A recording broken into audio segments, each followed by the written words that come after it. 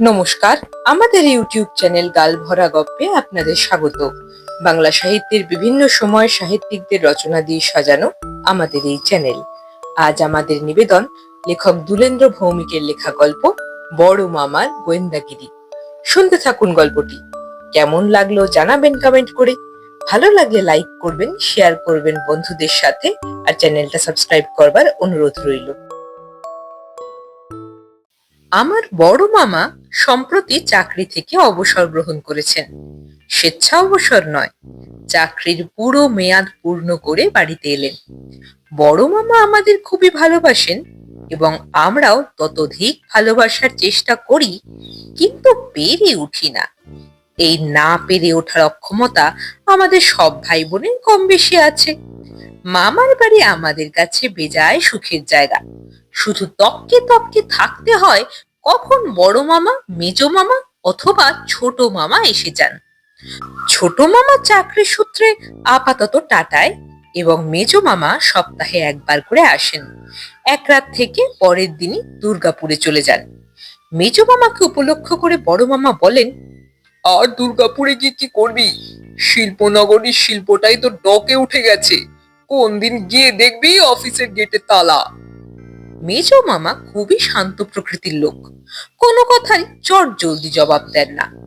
বড় মামার দিকে শান্ত চোখে খানিকক্ষণ চেয়ে থেকে জবাব দিয়েছিলেন, দাদা, তোর প্রশ্নের উত্তরটা কাল দেব, আজ একটু ভেবে নি।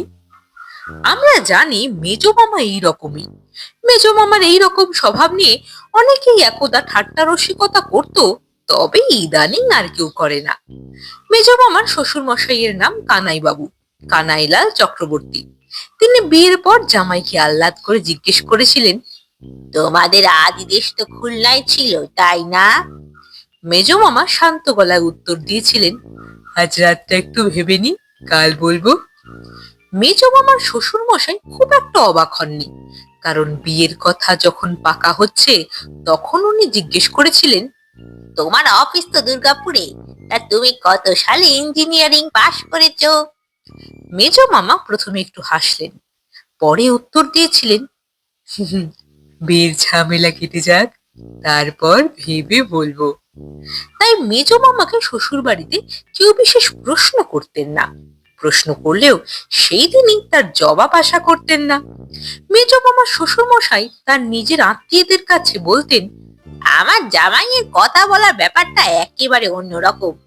আজ প্রশ্ন করলে সম্ভবত আগামীকাল উত্তর পাবো, ওই রেশন দোকানের ডিউ স্লিপের মতো আর কি। হে হে। আমরা মনে মনে মেজ মামিমার কথা ভাবতাম, মেজ মামিমাও কি প্রশ্নের জবাব একদিন পর পান? মেজ মামিমা আমাদের ভুল শুধরে দিয়ে বলেছিলেন, একদিন নয়, আমার বেলায় এক সপ্তাহ পর। শনিবার রাত্রে আসার পর জানতে চাইলে সেই শনিবার আর জানা যাবে না, জানতে হবে তার পরের শনিবার। সত্যি বলতে কি তখন আর মনে করিয়েও দিতে হয় না। ঘরে ঢুকে জুতোর ফিতে খুলতে খুলতেই বলবে, মায়া, গত শনিবার তুমি জানতে চেয়েছিলে না দুর্গাপুরে গরম পড়েছে কিনা? হ্যাঁ গো, বেজায় গরম। এরপর কি যে হবে কে জানে। বড় মামার এসব ঝামেলা নেই। কেউ কিছু জিজ্ঞেস করলে তিনি চট জলদি জবাব দেবেন। শুধু জবাবই দেবেন না, জবাবের এত সূক্ষ্মাতি সূক্ষ্ম বিশ্লেষণ আরম্ভ করবেন যে প্রশ্নকর্তা পালাবার পথ খুঁজতে থাকবেন। বড় মামাকে যারা বিলক্ষণ জানেন তারা কখনো বড় মামাকে কোনো প্রশ্ন করেন না। আত্মীয় স্বজন, বাড়ির লোক কিংবা নিকট প্রতিবেশী, তারা কেউই বড় মামার সঙ্গে বিশেষ কথা বলেন না। কিন্তু বড় মামা এমনিতে চমৎকার মানুষ, মনের দিক থেকে উদার, পরোপকারী এবং অনেক বিষয়ে জানেন। তবুও সবাই তাকে এড়িয়ে চলেন, এমনকি আমরাও। একবার আমাদের এক পরিচিত ভদ্রলোক বড় মামার কাছে এসেছিলেন। সেই ভদ্রলোক একটা বেসরকারি চিট ফান্ডের এজেন্ট। তাদের কোম্পানিতে টাকা রাখলে ভবিষ্যৎ জীবনে কত সুবিধে হবে এইসব কথা প্রায়ই এসে আমাদের বোঝাতেন। আমরা তো সেই ভদ্রলোকের জ্বালায় দিতে বিরক্ত। বড় মামার ছেলে সন্তু আমায় বলল, এই এজেন্ট ভদ্রলোকে বাবার কাছে পাঠিয়ে দে, ভবিষ্যৎ ঝরঝরে করে দেবে। আমরা সত্যি সত্যি সেই ভদ্রলোককে বড় মামার কাছে পাঠালাম। রবিবারের প্রসন্ন সকাল, একতলার সিমেন্টের বারান্দায় খড়খড়ে রোদ। বড় মামা বারান্দার টেবিলে বসে সকালের জল খাবার লুচি আর বেগুন ভাজা সবে শেষ করে চায়ের কাপে চুমুক দিতে যাচ্ছেন, ঠিক তখন ওই এজেন্ট ভদ্রলোক এসে উপস্থিত। বড় মামা চায়ের কাপে চুমুক না দিয়ে সোজা ভদ্রলোকের দিকে তাকালেন। বড় মামার দুই চোখে বিরক্তি ভরা জিজ্ঞাসা। বড় মামা প্রশ্ন করার আগে এজেন্ট ভদ্রলোক বললেন, আগে আপনার কাছে এলাম।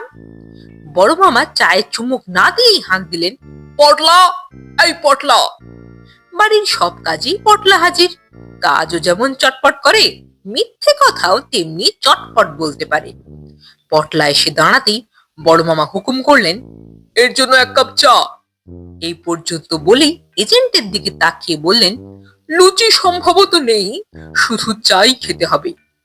পটলা চলে যেতেই এজেন্ট ভদ্রলোক বললেন, আগে স্যার, আমার নাম কৃষ্ণ জীবন দাস, আমাদের চিটফান্ডের নাম।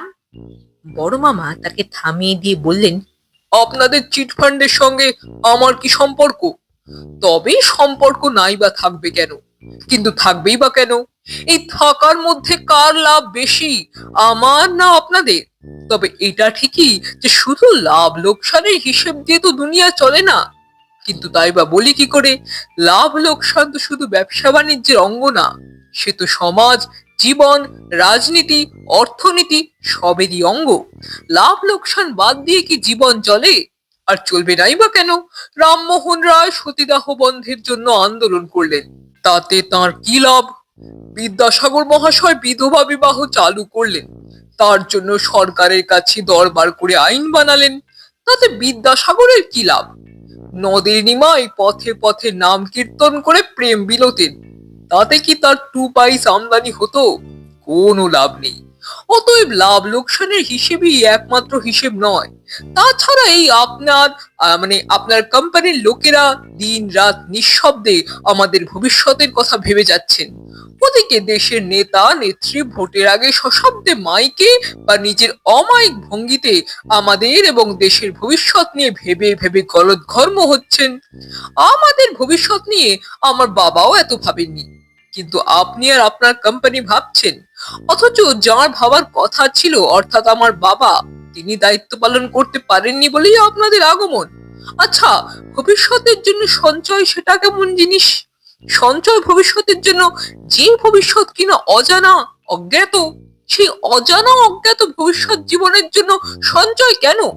সঞ্চয় নয় বা কেন? সেই আগামী দিনগুলোতে সুখে থাকবার জন্য সঞ্চয় তো আবশ্যক, খুবই জরুরি। কিন্তু কখন যে কি ঘটবে সে কথা কে বলতে পারে? আপনার কোম্পানি পারে? সম্রাট শাহজাহান কোনো চিট ফান্ডে টাকা রাখেননি। তিনি জানতেন গোটা ভারতবর্ষই তার নিজস্ব ফান্ড, যথার্থ অর্থেই বাপ ঠাকুরদার সম্পত্তি। কিন্তু কি হলো? কত টাকা খরচ করে কত বছর ধরে অমন যে তাজমহল তৈরি হলো, তা কোন কাজে লাগলো? ছেলেদের মধ্যে ঝগড়া, শাহজাহান নিজে অসুস্থ, তারপর দীর্ঘকাল আগ্রার দুর্গে বন্দি জীবন কাটিয়ে 1666 খ্রিস্টাব্দে অশেষ যন্ত্রণা ভোগ করে মারা যান। তাই বলছি, আমরা আড়াল থেকে সেই এজেন্ট কৃষ্ণ জীবন বাবুকে দেখতে লাগলাম। খুবই বিপন্ন অবস্থা, হয়তো এখনই কৃষ্ণ নাম শোনাতে হবে। মাথার টাকে বৃষ্টির ফোঁটার মতো ঘাম জমেছে। বড় মামা দম নেওয়ার জন্য একটু থামতেই কৃষ্ণ জীবন বাবু কাতর গলায় বলে উঠলেন, স্যার, আজ আমি আসি। কৃষ্ণ জীবন বাবুর মুখের কথাটাকে তৎক্ষণাৎ জন্টি রোডসের ক্যাচ লোপার মতো লুফে নিয়ে বড় মামা বললেন, আপনার আসা যাওয়ার জন্য আমার অনুমতির প্রয়োজন নেই। তবে একেবারেই যে নেই সে কথাই বা বলি কেমন করে? যাওয়ার সময় বলে যাওয়া যেমন ভদ্রতা, তেমনি আসার সময় কই আসাটাও ভদ্রতা। প্রথমটা পালন করেননি বলে যে দ্বিতীয়টা করবেন না, তেমন ছোট লোক নিশ্চয়ই আপনি নন। অবশ্য ঘন ঘন বলা কওয়া করলেই যে বড় মাপের ভদ্রলোক হয় তেমন কিন্তু নয়। তবে বলে কয়ে আসাটাই ভালো। অবশ্য সবসময় ভালো নাও হতে পারে। বলে কয়ে বাড়িতে ডাকাত যদি আসে, তাহলে কি সেটা ভালো? বড় মামা তখনও কথার ওপর কথা সাজিয়ে চলেছেন, নিজেই প্রশ্ন তুলছেন, আবার নিজেই উত্তর দিচ্ছেন। কৃষ্ণ জীবন বাবুর আর সহ্য হলো না। তিনি এক লাফে বারান্দা থেকে সিঁড়িতে নামলেন এবং সেখান থেকে চলি বলে আর একটা ছোট্ট লাফে শান বাঁধানো উঠোনে। বড় মামা বললেন, তা আপনার চিটফান্ড? কৃষ্ণ জীবন বাবু দ্রুত সদর দরজা পেরোতে পেরোতে বললেন, ফান্ডের কাকায় আগুন, আপনি বাঁচলে। যেতে যেতে যে কি বললেন তা আর শোনা গেল না। আমরা শুনেছি আমাদের দাদুর আমলে এ বাড়িতে বিস্তর লোকজন আসতো। রবিবার সকালে আসর বসতো। এছাড়া ছুটি ছাটা দোল, পয়লা বৈশাখ, এরকম আরো কত উৎসব উপলক্ষ। সেসব আস্তে আস্তে উঠে গেছে। সেটা কি আমাদের মামাদের জন্য? আমার বড় মামিমা ও মেজ মামিমা তাই বলেন। বড় মামিমা বলেন, এমন পাগলদের বাড়িতে কে আসবে রে? বাইরে থেকে কিচ্ছুটি বোঝবার উপায় নেই, কিন্তু বাড়িতে ঢুকে দুদণ্ড কথা কইলেই বোঝা যায় যে কোথায় এসে পড়েছে। বড় মামিমার রাগ হওয়া স্বাভাবিক। বড় মামাকে নিয়ে কত রকম কাণ্ড যে তাকে সামাল দিতে হয়েছে তার সীমা সংখ্যা নেই। বড় মামিমার বোনঝির বিয়ে, এ বাড়ির সবার নিমন্ত্রণ, কিন্তু বাড়ি তালা দিয়ে সবার যাওয়ার তো উপায় নেই। তাই বড় মামা, বড় মামি আর মেজ মামি গেছেন। সঙ্গে বড় মামার বড় ছেলে সন্তু। সন্তু তখন মাধ্যমিক দিয়েছে। বিয়ের দিন বড় মামার হাঁকে ডাকে সবাই তটস্থ। পাত্রপক্ষ এসে গেছে, বিয়ে চলছে। ছেলের বাবা আর বড় মামা পাশাপাশি বসে গল্প জুড়েছেন। বড় মামি বললেন, তখনই বুঝেছি কিছু একটা গন্ডগোল হবে, কারণ আমার বোনঝির শ্বশুর মশাই কোনো কথা বলার সুযোগই পাচ্ছেন না। তোদের বড় মামা হাত নেড়ে আঙুল নাচিয়ে একাই বলে যাচ্ছে। বিপদ সামাল দেওয়ার জন্য আমি কি তোর বড় মামার পিছনে দাঁড়ালাম। তোর বড় মামা তখন কি বলছে জানিস? আমরা বললাম, কি বলছিলেন? বড় মামি বললেন, তোর মামা বলছে বিবাহ একটি পবিত্র অনুষ্ঠান, কিন্তু তাকে অপবিত্র করে তোলে কারা জানেন? আপনাদের মতো ছেলের বাপেরা। ছেলের বিয়ের জন্য আগেই তো মেয়ের বাপের কাছে ফর্দ পাঠায়, এটা চাই ওটা চাই। পাত্র যদি হাঘরের বেটা হয় তাহলে বাপু বিয়ে করা কেন? ছেলের বাবা বলে উঠলেন, আমরা কিন্তু কোনো দাবি দাওয়া করিনি। বড় মামা বলে উঠলেন, করিনি মানে? করার কথা মনে আনাই তো পাপ। তবে হ্যাঁ, পাপ পুণ্য, ভদ্রতা অভদ্রতা, শিক্ষা অশিক্ষা, এইসব ব্যাপার আছে। প্রথম দিনের পরিচয় বোঝা যায় না আপনার মধ্যে এসব আছে কি নেই। তবে এসব জিনিস থাকবে কেন, আর থাকবে নাই বা কেন? আফটার অল এই যুগের মানুষ চট করে তো বদলাতে পারবেন না। আর কেনই বা বদলাতে পারবেন না? বদল তো সৎ অর্থে, তবে আপনাকে যে সৎ হতেই হবে তার কোনো মানে নেই। আর সৎ থাকবেনই বা না কেন? বড় মামি পিছন থেকে দু তিনবার ধাক্কা দিয়েও বড় মামাকে থামাতে পারেননি। বিয়ের কাজ মিটে যাওয়ার পর বরযাত্রীরা যখন রওনা হয়ে যাচ্ছে, তখন বড় মামা চোখ বাঁচিয়ে সেই ছেলের বাপ ভদ্রলোক বড় মামিকে বলেছিলেন, আপনার স্বামী ভদ্রলোক কি? এই পর্যন্ত বলার পরে বড় মামি হাত জোড় করে ক্ষমা চাওয়ার ভঙ্গিতে বলেছিলেন, আপনি ওর কথায় কিছু মনে করবেন না, আসলে। বড় মামিকে থামিয়ে দিয়ে সেই ছেলের বাপ বলেছিলেন, মনে করার কোনো স্কোপই নেই। আমার দাদা লুম্বিনী ডাক্তার, প্রথম অবস্থায় চিকিৎসা করলে ভালো হয়ে যাবে। দেরি করবেন না, বউ ভাত মিটে যাওয়ার পরে লুম্বিনীতে নিয়ে আসুন, আমি দাদাকে বলে রাখবো। বড় মামি বললেন, তখন লজ্জায় আমার মনে হচ্ছিল ধরনী দ্বিধা হও, অথবা আমাকেই বদ্ধ পাগল করে দাও। সত্যি বলতে কি, ছোট মামাকে নিয়ে এসব কোনো ঝামেলা নেই। ছোট মামা বিয়ে থা করেননি, ঈশ্বর ভক্ত মানুষ। মাঝে মাঝে তন্ত্র চর্চা করেন আর তন্ত্র মতে হাত দেখেন। একবার তার অফিসের বসকে হাত দেখে বলেছিলেন, আপনি গাধা গোত্রের মানুষ, আপনার সর্বাঙ্গে শনি, তদুপরি অতিশয় মন্দ লোক। ছোট মামার বস এসব শুনে আদৌ প্রীত হননি, হওয়ার কথাও নয়। ফলে 3 বছর কোনো প্রমোশন হয়নি ছোট মামার। সেই গাধা গোত্রের বসটি অন্যত্র চলে যেতেই এলেন জনৈক রাঘবন। ছোট মামা রাঘবনের পয়সায় ঘটা করে যজ্ঞ করলেন। অধিক রাত্রি পর্যন্ত নিজে জাগলেন এবং সস্ত্রীক রাঘবনকেও জাগিয়ে রাখলেন। সূর্য ওঠার পর পাম কালি বলে হুঙ্কার ছেড়ে ছোট মামা ভবিষ্যৎবাণী করলেন, বেটা, তোর ভাগ্য খুলে দিলাম, এবার মন লাগিয়ে কাম কাজ কর। অফিসের বস হোক আর যেই হোক, যজ্ঞের আসনে বসে ছোট মামা সবাইকে তুই বলে সম্বোধন করেন। এটাই নাকি নিয়ম, হয়তো তাই হবে। হাতে কমণ্ডলু আর চিমটে, মাথায় জটা, গায়ে গমকলের মেঝেতে পড়ে থাকা আটার মতো ফ্যাকফ্যাকে কি সব মাখা খান কয়েক সাধুকে গঙ্গাসাগর ফেরত এ বাড়িতে আসতে দেখেছি। ওরা সবাইকে বেটা বলে সম্বোধন করেন এবং তুই তোকারি করেন। মুম্বাই থেকে আমার ছোট কাকার মেয়ে জেনি এসেছিল কলকাতায় বেড়াতে। ও মডেল হতে চায়, তাই খুব বেছে বেছে খায়। সেদিন ওর পরনে ছিল জিন্সের প্যান্ট, গায়ে ঢোলা গেঞ্জি, মাথার চুল আমার চেয়েও ছোট করে কাটা। গঙ্গাসাগর ফেরত সাধু জেনিকে দেখে বলেছিলেন, ইধার আ যা বেটা। জেনির খুব আত্মসম্মানে লেগেছিল। সে রাগের গলায় জবাব দিয়েছিল, আমি বেটা নই, Saint person Beti, be careful.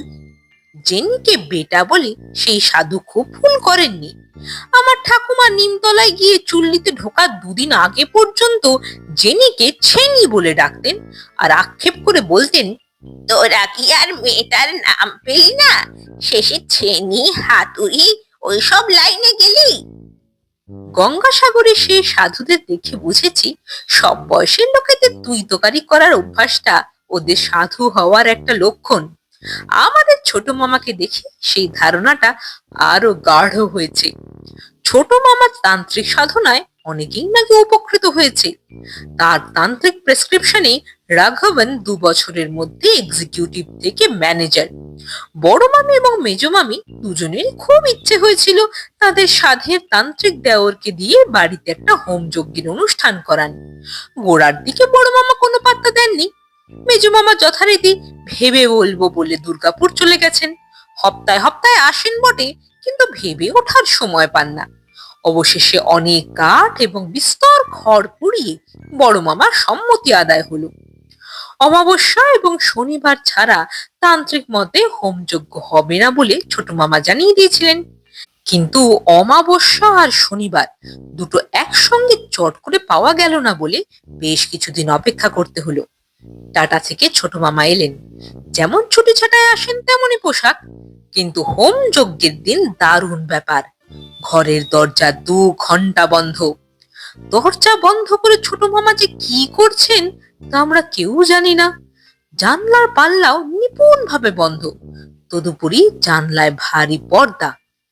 আমার মামিরা বিষম চিন্তায় পড়ে গেলেন, কিন্তু আমাদের ছাড়া কাউকেই সে দুশ্চিন্তার কথা বলতে পারছেন না। বড় মামিকে আমি বললাম, বড় মামাকে বলো না।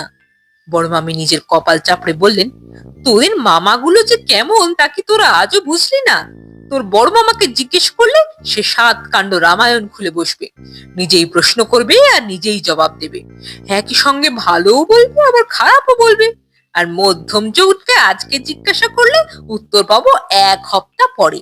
এই তো আমাদের সংসারের চিত্র। আমরা সবাই খুব উদ্বেগ নিয়ে ছোট মামার ঘরের দিকে তাকালাম। দরজা তেমনি বন্ধ। আমরা দরজায় কান পেতে ঘরের ভিতরে শব্দ শোনার চেষ্টা করলাম। না, কোনো শব্দ নেই।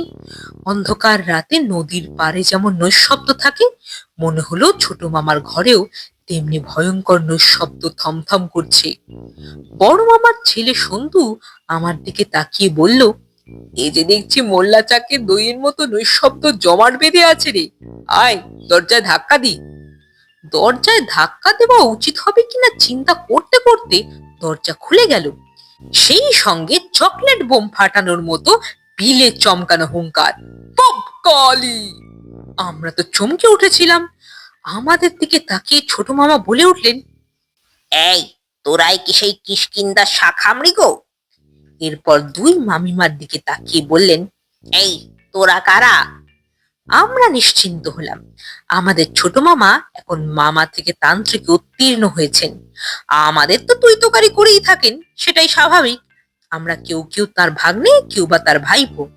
কিন্তু 2 মামি অর্থাৎ ছোট মামা যখন তার 2 বৌদিকে তুই তোকারি করতে লাগলেন, তখন আর তার তান্ত্রিকতায় কোনো সন্দেহ রইল না।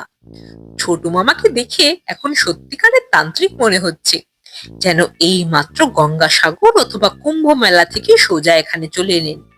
গলায় মোটা মোটা হরিতকি, রং বেরঙের পাথর বা কাঁচের মালা, কপালে লাল ফোঁটা, পরনে রক্তবস্ত্র, পিঠের ওপর ঝুলছে মেজো মামির চুলের বেনির মতো লম্বা জটা, আবার মাথায় যাত্রা দলের সন্ন্যাসী বা ছদ্মবেশী রাবণের মতো জটা, হাতে চিমটে, একটা ঈষৎ তবড়ানো কমণ্ডলু এবং সারা গায়ে ঘুঁটের ছাইয়ের মতো কি সব মাখা।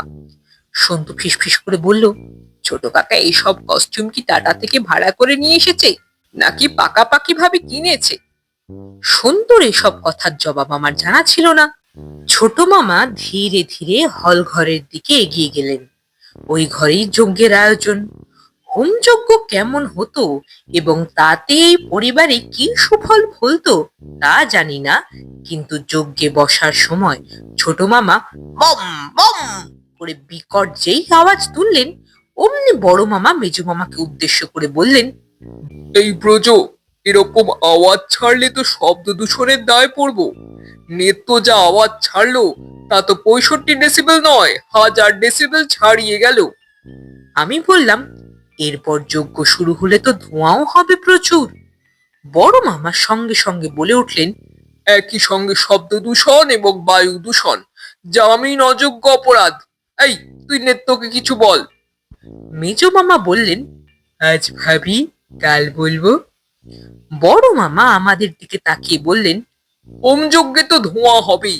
ধোঁয়াহীন যজ্ঞ কি সম্ভব? আর কেনই বা অসম্ভব?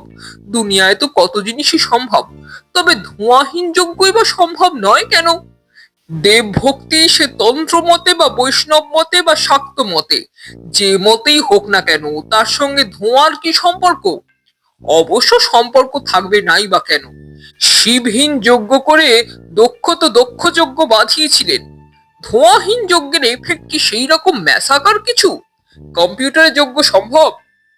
বড় মামা আরো কিছু বলতে যাচ্ছিলেন, কিন্তু বলা হলো না। ছোট মামা ঘাড় ঘুরিয়ে বড় মামার দিকে তাকিয়ে বললেন, বেটা ইতনা বাত মত কর, চুপচাপ সে মেরা পিছে बैठ যা।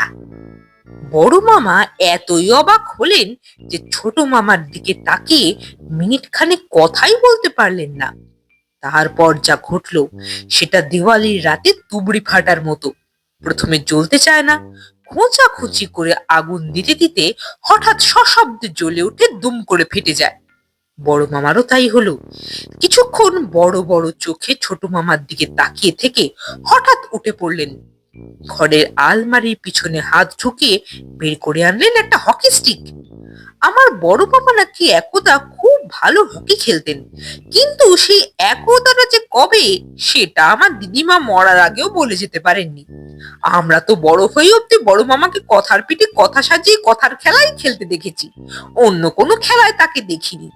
কিন্তু হল ঘরের আলমারির পিছনে বেশ শক্তপোক্ত এই হকি স্টিকটা অনেকদিন থেকেই রয়েছে। সন্তু আমায় বলতো, ওটা খেলবার জন্য নয়। সকালে বিকেলে পার্কের পাশের রাস্তা দিয়ে বাবা তো শরীর রক্ষার জন্য হাঁটাহাঁটি করেন, এবং হাঁটাহাঁটির সময় যে বিচিত্র পোশাক তিনি পরেন, তাতে পথে চড়ে বেড়ানো বেওয়ারিশ কুকুরের দল বাবার পিছন পিছন ঘেউ ঘেউ করতে করতে সঙ্গী হয়। একেবারে নিম্নবর্ণের পথপালিত একটি বাচ্চা কুকুর একবার বাবাকে কামড়ে দিয়েছিল। তারপর থেকেই হাঁটাহাঁটির সময় সঙ্গী তার এই হকি স্টিক। আসলে ওটা কুকুর তাড়াবার যষ্টি বিশেষ। মামার আক্ষেপ, জীবনে একবারই এমন একটা কুকুর কামড়ালো যার কোনো সোশ্যাল স্ট্যাটাস নেই। পথের কুকুর, পেডিগ্রি মোটেই ভালো না। একটা অ্যালসেশিয়ান বুলডগ বা ডোবারম্যান কামড়ালে এত দুঃখ হতো না। ছোট মামা যত জোরে বম বম কালি বলে হুঙ্কার ছেড়েছিলেন, তার চেয়ে দ্বিগুণ জোরে বড় মামা হুঙ্কার দিলেন, এই নে তো, তোর মাথা ফাটিয়ে মুড়ি ঘন্ট খাবো। তোর সাধুগিরি আজই আমি ঘুচিয়ে দেব। বড় মামা দু হাতে হকি স্টিক তুলে দাঁড়িয়েছেন। ভঙ্গিটা এমনই যেন চণ্ডীতলার কালী মন্দিরে পাঁঠা বলি দেওয়ার জন্য সিঁদুর মাখা খাড়া তোলা হয়েছে। হোম শুরুর আগেই মামার চোখে তীব্র হোমাগ্নি। দক্ষ যজ্ঞের মতো একটা ব্যাপার ঘটে যাবে এই আশঙ্কায় বড় মামি উঠে এসেছেন, মামাকে থামাতে চেষ্টা করছেন। মেজো মামি মেজো মামাকে কাতর কণ্ঠে অনুরোধ করে যাচ্ছেন, ওগো দাদাকে থামাও, মাথা ফাটাফাটি হবে যে। দাদা বলছেন নিত্য ঠাকুরপোর মাথা ফাটিয়ে মুড়ো ঘন্ট খাবেন, তুমি একটা কিছু করো। মেজো মামা নির্বিকার ভঙ্গিতে বললেন, ব্যাপারটা দেখি, তারপর ভাবি, তারপর ফিরে এসে আসছে শনিবার। মেজো মামিমা আর ধৈর্য রাখতে পারলেন না, খেপে গিয়ে বললেন, এতকাল তো শুধু ভেবেই গেলে, এবার না ভেবে একটা কাজ করে দেখাও তো। এত কাণ্ডের মধ্যে ছোট মামা কিন্তু তার সেই তোবড়ানো কমণ্ডলু নিয়ে উঠে দাঁড়িয়েছেন। কমণ্ডলু থেকে হাতের খাবলায় কিছুটা জল নিয়ে বড় মামার গায়ে ছিটিয়ে দিয়ে স্নেহের কণ্ঠে বলে উঠলেন, বেটা নন্দ, শান্ত হো যা, গুस्सा बड़ी खराब चीज है। তারপর বড় মামিমার দিকে তাকিয়ে বললেন, बेटी तू तेरा पति को शांत कर, अभी पूजा पाठ का क्रियाक्रम शुरू होगा। বড় মামা আরো রেগে গিয়ে বললেন, দেখলে নেত্রটার কাণ্ড দেখলে, সমানে তুই তোকারি করে যাচ্ছে। এই মাথা নয়, মাথা নয়, আমি ওর শিরচ্ছেদ করব। তোমার বটি কোথায়? বটি? বড় মামি বললেন, মাছের দোকানদাররা এখন আঁশ ছাড়িয়ে মাছ কেটে দেয়, এখন আর কারো হেসেলি আঁশ বটি নেই। বড় মামা হুঙ্কার দিয়ে বললেন, তরকারি কাটার বটি দাও, আমি ওকে পোটাটো চিপসের মতো কুচি কুচি করে কাটবো। ততক্ষণে বড় মামা হকি স্টিক ছেড়ে তরকারি কাটার বটির খোঁজ করছেন। ইতিমধ্যে ঘরের কোণে রাখা ফোন বেজে উঠতেই সন্তু গিয়ে ফোনটা ধরে বলল, বাবা, তোমার ফোন। বড় মাসি জানতে চাইছে হোমযজ্ঞ শুরু কখন হবে। ওরা বাগুইয়াটি থেকে অটো করে রওনা দিয়েছেন। বড় মামা ফোনের দিকে যেতে যেতে বললেন, তোর বড় মাসির বাড়িতে কোনো ধারালো অস্ত্র আছে যা দিয়ে নেত্য শিরচ্ছেদ করা যায়? কেউ বড় মামার কথার উত্তর দিলেন না। বড় মামা ফোনটা ধরে বললেন, দিদি, চটপট চলে আসুন, অটো না নিয়ে ট্যাক্সিতে আসুন। আসার সময় একটা ধারালো অস্ত্র, নিজের পক্ষে একটা আঁশ বটি হলেও নিয়ে আসুন, আজকের হোমযজ্ঞে ওটা দরকার। ফোনটা রেখে দিয়ে বড় মামা হল ঘরে পায়চারি করতে করতে বললেন, দিদি বটি নিয়ে এলেই নেত্তর গলা কেটে যজ্ঞের আগুনে দেব। কিন্তু আগুনেই বা দেব কেন? গোটা বডি দাহ না করে শুধু মুন্ডু দাহ করার কোনো প্রথা আছে কি? নাই বা থাকুক, নতুন প্রথা আমি চালু করব। কিন্তু ভাতৃ হত্যার দায় কি বর্তাবে না? কিন্তু কেনই বা বর্তাবে? আমি তো রাজ্যলোভী ঔরঙ্গজেব কিংবা সম্রাট অশোকের মতো ভাতৃ হত্যা করছি না। পারিবারিক শিষ্টাচার, গুরুজনদের প্রতি মিনিমাম রেসপেক্ট না থাকলে ম্যাক্সিমাম শাস্তি তো পেতেই হবে। পারিবারিক শিষ্টাচার এবং গুরুজনদের রেসপেক্টের ব্যাপারে নো কম্প্রোমাইজ। ঘরের মধ্যে ছোট মামা তখন সশব্দে পূজা পাঠ শুরু করেছেন। হিং ব্রিং এইরকম নানা রকম মন্ত্রোচ্চারণ করছেন আর চারদিকে জল ছিটাচ্ছেন। এই সময় মেজো মামার মেয়ে বিনু গিয়ে বড় মামাকে বলল, জেঠু জেঠু, ছোট কাকার হাতে একটা কলকি, ওই যে মহাদেবের মূর্তির হাতে যেমন থাকে সেই রকম, ছোট কাকা ওটা ধরাচ্ছে। নিভে আসা আগুনে ঘি ঢাললে যেমন হয়, বড় মামা তেমনি ভাবে জ্বলে উঠে বললেন, নেত্য অবশেষে গাঁজাখোর হলো। কোথায় কলকে? কোথায় সেই গাঁজা? হুঙ্কার করতে করতে বড় মামা ঘরে এলেন। এসে ছোট ভাইকে সরাসরি জিজ্ঞেস করলেন, নেত্য, খুব বাড়াবাড়ি হয়ে যাচ্ছে, কোথায় তোর গাঁজার কলকে? ছোট মামা মৃদু হেসে একেবারে হিমালয় সন্ন্যাসী বা তারাপীঠের শ্মশানে বসা তান্ত্রিক সাধুদের মতো বললেন, बेटा नंद, शांत हो जा, शांत हो जा। पूजा पाठ का बाद मेरा प्रसाद सबाई को मिलेगा, तुझको भी मिलेगा। ছোট মামা কি ভেবে বললেন আর বড় মামা কি ভেবে নিলেন তা জানি না। বড় মামা উত্তেজিত হয়ে ছোট মামার জটার বেনি ধরে তুমুল আক্রোশে একটা টান দিতেই বেনি সহ জটা খসে পড়ল। ছোট মামার মাথায় ছোট ছোট খাড়া খাড়া চুল, মাথার জটা এখন বড় মামার হাতে। এতক্ষণ ছোট মামাকে যেমন দেখেছিলাম জটাহীন হওয়াতে তাকে এখন অন্যরকম দেখতে লাগলো। পরনে বাকছালের মতো পোশাক, সারা গায়ে ছাই মাখা, কপালে লাল ফোঁটা, হাতে চিমটে। এর সঙ্গে জটা তো মানানসই, কিন্তু জটা চলে গেলে এই পোশাকটা কেমন যেন আলুরি খাবারের মতো। ছোট মামা বড় মামি মেজো মামির দিকে তাকিয়ে বললেন, যে গৃহে তন্ত্র সাধনায় এত বিঘ্ন এবং যেখানে তান্ত্রিকের জটা হরণ করেন গৃহস্বামী, যে স্থানে তান্ত্রিক নির্যাতিত, সেখানে সেই গৃহে পূজা হোমযজ্ঞ নিষিদ্ধ। গোটা তান্ত্রিক সমাজ এই গৃহকে পরিত্যাগ করবে। দুনিয়ার তান্ত্রিক এক হও, স্বৈরাচারী নন্দ দুলাল দূর হটো, দূর হটো। ছোট মামা ঘর থেকে বেরিয়ে গেলেন। বড় মামা বললেন, ও কি ভোটের মিছিল লিড করছে? দুনিয়ার কোন সাধু সন্ন্যাসী বা তান্ত্রিকদের এইরকম স্লোগান দিতে শুনিনি। এই সময় বাড়ির সামনে ট্যাক্সি থামার আওয়াজ হলো এবং একটু পরেই বড় মামির দিদি আর জামাইবাবু এলেন। জামাইবাবুর হাতে বেজায় জং ধরা একটা ভোজালি গোছের যন্ত্র। ওটা বড় মামার দিকে এগিয়ে দিয়ে বললেন, হোমযজ্ঞের অনুষ্ঠানে এসব জিনিস কোন কাজে লাগবে? বড় মামা যন্ত্রটার দিকে একবার দেখে নিয়ে বললেন, আপনার এই জিনিস কোনো কাজেই লাগবে না। এই জং ধরা জিনিস দিয়ে কাউকে কাটা যাবে না, কিন্তু গায়ে ঘষে দিলে টিটেনাস হয়ে মারা পড়বে। বড় মামিমার দিদির নাম মনীষা। তিনি বড় মামিমাকে উদ্দেশ্য করে বললেন, হ্যাঁ রে ছায়া, আসার সময় তোদের বাড়ি থেকে বাঘ ছাল পড়া একজনকে বেরিয়ে যেতে দেখলাম। উনি কে? বড় মামি বড় মামার দিকে তাকালেন, পরে বললেন, ভাইটার একটা খোঁজ তো করবে। এই অমাবস্যার রাতে কোথায় গেল ছেলেটা? মেজ মামি বললেন, চটা খোলার পর ঠাকুরপুকে যেমন দেখতে হয়েছে, তাতে নাইট গার্ড, পুলিশ এবং কুকুর তিন দিক থেকেই বিপদের আশঙ্কা। বড় মামাকে এবার একটু চিন্তিত দেখালো। বড় মামা এবং মেজ মামা দুজনেরই কারোর খুব একটা গরজ ছিল না, কিন্তু এই দুই মামিমা আর সেই সঙ্গে বড় মামিমা দিদি জামাইবাবুর তাড়নায় দুই মামা বেরিয়ে পড়লেন ভাতৃ সন্ধানে। সাজগোজ করে বেরোতে আধ ঘন্টার বেশি সময় চলে গেল। বড় মামার একখানা পুরনো ফিয়াট গাড়ি আছে, অধিকাংশ দিনই গ্যারেজে পড়ে থাকে। এই গাড়িটা জনৈক ব্যবসায়ী বন্ধুর কাছ থেকে কেনার পর বড় মামিমা কখনো পয়লা চোটে গাড়িটাকে চলতে দেখেননি। এবারেও তাই হলো। অনেক রকম আওয়াজ করে গাড়িটা রাস্তা দিয়ে চলতে আরম্ভ করার পর বড় মামিমা দুহাত কপালে ঠেকিয়ে বলে উঠলেন, দুগ্গা দুগ্গা, সবাই যেন গাড়ি সহ ফিরে আসে। বড় মামির জামাইবাবু বললেন, সে আবার কেমন কথা?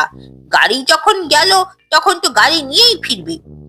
বড় মামি বললেন, না দাদা, এই সেকেন্ড হ্যান্ড গাড়িটা কেনার 2 মাস পর থেকে গাড়ি নিয়ে আর ফেরা সবসময় সম্ভব হয় না। বিকল হয়ে মাঝপথে পড়ে থাকে, আমরা ট্যাক্সি করে ফিরে আসি। বড় মামির জামাইবাবু বললেন, কিন্তু গাড়িটা থাকে কোথায়? এবার মেজ মামি বললেন, ফোন করে বাড়ি থেকে পটলাকে নিয়ে যাই, তারপর লোক দিয়ে ঠেলে ঠুলে কোনো গ্যারেজে, পেট্রোল পাম্পে, না হয় কারোর বাড়ির সামনে গাড়ি রেখে চলে আসি, আর সেই গাড়িতে পটলা ঘুমিয়ে থাকে। জামাইবাবুর বড় বড় চোখ আরো বড় বড় হয়ে গেল। ওদিকে তখন অন্য দৃশ্য। গাড়ি বাইপাসে পড়ার আগেই বড় মামা মেজ মামাকে জিজ্ঞেস করলেন, ব্রজ, কোন দিকে খুঁজতে যাব বলতো? কোথায় গেলে এক চান্সে পাওয়া যাবে? মেজ মামা বসেছিলেন বড় মামার পাশে, বড় মামার হাতে স্টিয়ারিং, চোখ সামনের দিকে। মেজ মামা বড় মামার দিকে একবার দেখে নিয়ে বললেন, আজকে রাতটা একটু ভাবি, কাল দুপুর নাগাদ বলতে পারবো। বড় মামা শুধু বিরক্তি ভরা কণ্ঠে হুম বলে থেমে গেলেন। এই সময় পিছন থেকে একটা পুলিশের জিপ গাড়ি বড় মামার গাড়িটাকে ওভারটেক করে যেতেই বড় মামা বললেন, চলো আগে পুলিশ স্টেশনে গিয়ে একটা ডায়েরি করি। কিন্তু কোন পুলিশ স্টেশনে যাওয়া উচিত? নেট তো উধাও হলো আমার বাড়ি থেকে, তার মানে সল্ট লেকের থানাতেই ডায়েরি করা উচিত। ওখান থেকেই ফোন করে মিসিং স্কোয়াডে জানানো যাবে। তুই কি বলিস ব্রজ? মেজ মামা সামনের রাস্তার দিকে তাকিয়ে থাকতে থাকতে জবাব দিলেন, একটু ভেবে দেখি। বড় মামা এবার আর বলে থামলেন না, ধমক দেওয়ার গলায় বললেন, তোর ভাবা ভাবিটা এবার একটু কমা। বড় মামা গাড়ি নিয়ে সল্ট লেকের একটা থানায় এলেন। গাড়ি থেকে নামবার আগে বড় মামার মোবাইল বেজে উঠল। বড় মামা ফোনের দিকে তাকিয়ে নম্বরটা দেখতে দেখতে বললেন, মনে হচ্ছে নতুন ক্লায়েন্ট। ফোন কানে দিয়ে বললেন, ইয়েস, নন্দদুলাল স্পিকিং। কি হয়েছে? সাইকেল চুরি হয়েছে? এসব কেস তো পেটি কেস, এসব থানায় গিয়ে বলুন। আমি এরকম কেস নিই না। আরে না না, দূর মশাই, আমার ডাকাবুকু ছোট ভাই নেট তো উধাও, তাকেই খুঁজে পাচ্ছি না, তো আপনার সাইকেল খুঁজবো কখন? বড় মামা মোবাইলের সুইচ টিপে লাইনটা কেটে দিলেন। থানার বড়বাবু বড় মামাকে দেখেই চিনতে পেরে বললেন, আসুন মিস্টার চক্রবর্তী, বলুন কি খবর? বড় মামা বসতে বসতে বললেন, খবর তেমন ভালো নয়। তবে ভালো নয় কথাটা বলি কেমন করে? আমার কাছে যা ভালো নয় তা হয়তো আপনার কাছে ভালো। আমার অনিদ্রা রোগ আমার কাছে ভালো নয়, কিন্তু আমার ব্লকের নাইট গার্ডদের কাছে ভালো, কারণ তারা ভাবে চক্রবর্তী বাবু জেগে আছেন, অতএব আমাদের এখন পাহারা না দিলেও চলবে। ঠিক তেমনি বড়বাবু বললেন, স্যার, যদি একটু সংক্ষেপে বলেন তাহলে বাধিত হব, কারণ আমাকে তো এখনই একবার রাউন্ডে বেরোতে হবে কিনা। বড় মামা হাতের মোবাইলটা বড়বাবুর টেবিলের ওপর রাখতে রাখতে বললেন, এই যে আপনারা ঘন ঘন রাউন্ড মারেন, তাতে পেট্রোল পাম্পের বিক্রি বাড়া ছাড়া আর কোনো লাভ হয় কি? অবশ্য জগতে লাভ লোকসান দেখার দায় তো আর আপনার নয়, কিন্তু তাই বলে কোনো লাভ লোকসানের দায় নেবেন না, তাই বা কেমন করে হয়? আবার এটাও ঠিক, কেমন করেই বা হবে না? বড়বাবু এবার উঠে দাঁড়িয়ে বললেন, আমাকে এখন উঠতে হবে, আপনার বক্তব্য?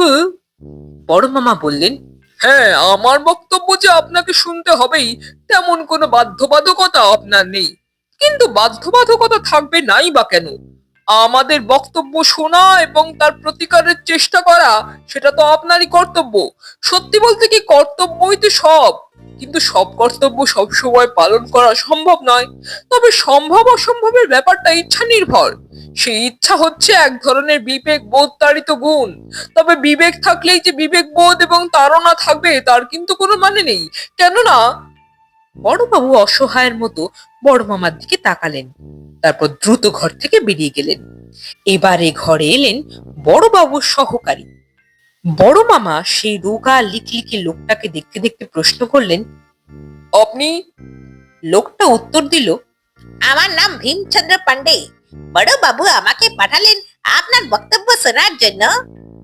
বড় মামা ভীমচন্দ্রের পা থেকে মাথা পর্যন্ত আবার দেখে নিয়ে বললেন, বিশ্বাস হচ্ছে না, একেবারেই বিশ্বাস হচ্ছে না। ভীমচন্দ্র বললেন, কি বিশ্বাস হচ্ছে না? বড় মামা বললেন, এই যে আপনার নাম, এত রোগা লিকলিকে ভীম আমি আজ পর্যন্ত দেখিনি। এবার ভীমচন্দ্র একটু হাসলো, পরে বলল, হ্যাঁ, আপনার কোম্পানি কেমন চলছে? বড় মামা বললেন, সেসব পরে হবে। আমার ছোট ভাই নেত্য, ভালো নাম হচ্ছে নিত্য গোপাল চক্রবর্তী।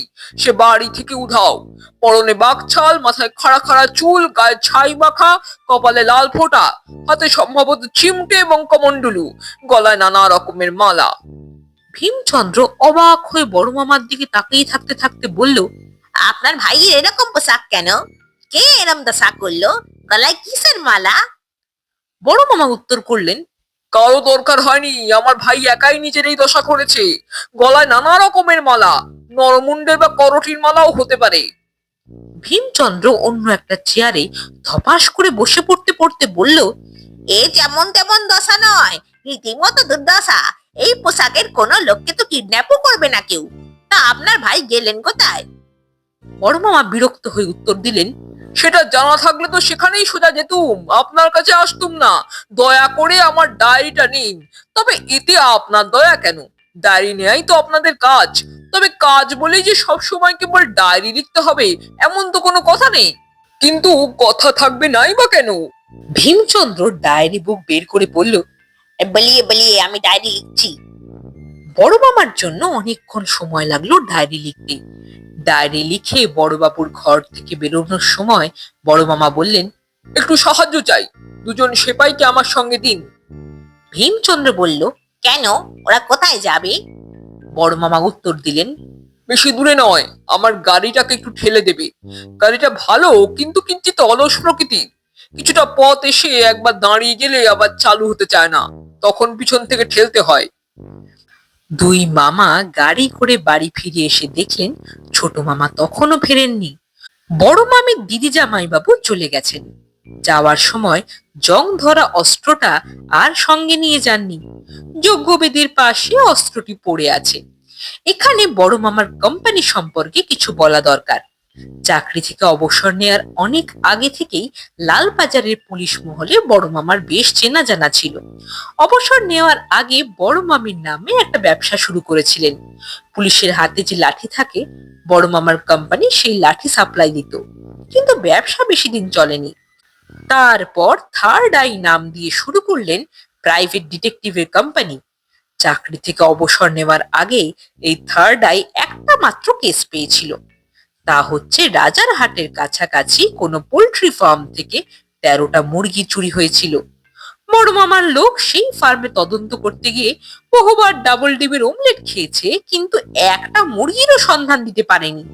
এরপর থেকে হাঁস, মুরগি, পাঁঠা, খাসি এসব কেস নেওয়া বন্ধ, কারণ ওগুলো নেওয়ার পরে তো কেটে খেয়ে ফেলে, আর খেয়ে ফেললে সে জিনিস উদ্ধার হবে কেমন করে। অবসর নেবার পর তালতলায় একটা ঘর ভাড়া নিয়ে বড় মামা থার্ড আইকে চাঙ্গা করে যাচ্ছেন, কিন্তু কোনো কেস আসছে না। একই সঙ্গে শুরু করেছেন ছেলেদের পাঞ্জাবি, গেঞ্জি, মেয়েদের ব্লাউজ, জিন্সের প্যান্ট আর শাড়ির ব্যবসা। মামার ভাষায় পোশাকে শিল্প বিপ্লব, একেবারে খাঁটি স্বদেশী বিপ্লব। মামার এই স্বদেশী বিপ্লব হলো গেঞ্জি, জামা, ব্লাউজ, প্যান্টে আর পাঞ্জাবিতে থাকবে শুধু দেশের ভাষা, দেশের নাম। কোনো গেঞ্জি বা প্যান্টে New York, Hollywood, San Francisco ইত্যাদি বিদেশি নাম থাকবে না।